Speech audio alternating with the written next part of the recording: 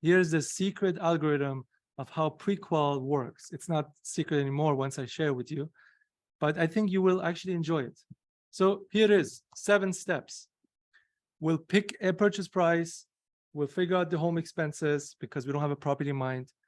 Figure out the closing costs, figure out the down payment, apply the qualifying details, stress test it. And if the first step, if our hypothesis is equal to the result, then we're done. If not, we'll repeat the process into a feedback loop. We get closer to the result. So at all points, this guy is the true maximum purchase price. It's so important for me to be able to show you how it works because I believe you will appreciate it more. You will really appreciate the tool and the feature because when you appreciate things in life in general, you're much happier. But in order to appreciate them, you need to fully understand them.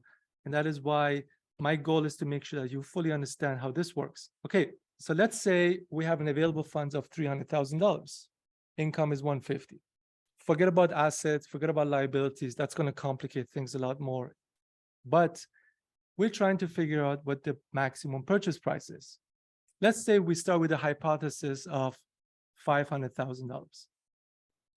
Our next step would be to use the location information, like where we are, to figure out the home expenses. So let's say our property tax rate was 1%, our heat was 100, condo fees we estimated based on the $500,000 to be $300 a month for a total cost of $816.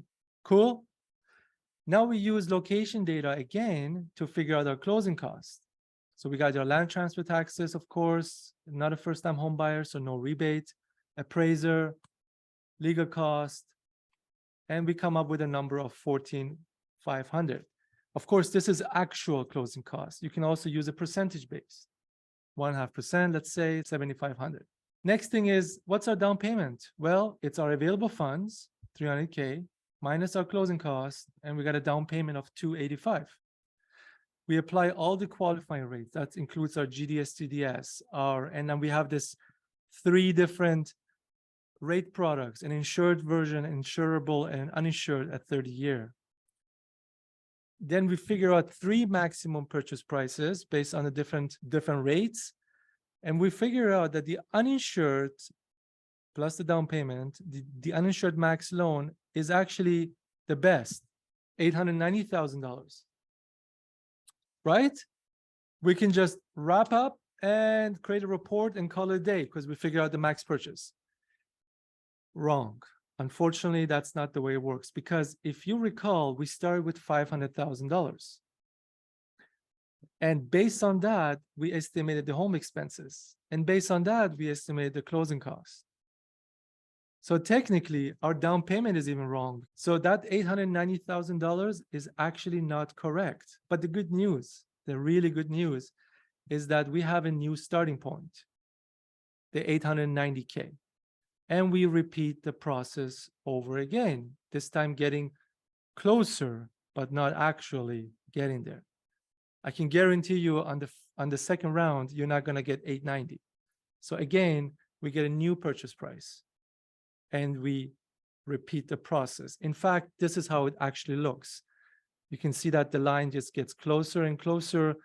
And finally, we get the perfect maximum purchase price that all the other parameters fit: closing costs, expenses, the stress test, whatnot.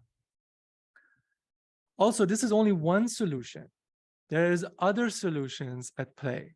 Depending on the parameters, we can swap and we can actually figure out other solutions. So how it actually looks in reality is this amazing graph of potential solutions for the max. And in fact, if you submit any of these to a lender based on the criteria you put in, you probably will get approved. But the true max is right here. And that's what the pre-qual does in split seconds. It always shows you the max purchase price. Success. So pre-qual 2, maximum home in seconds.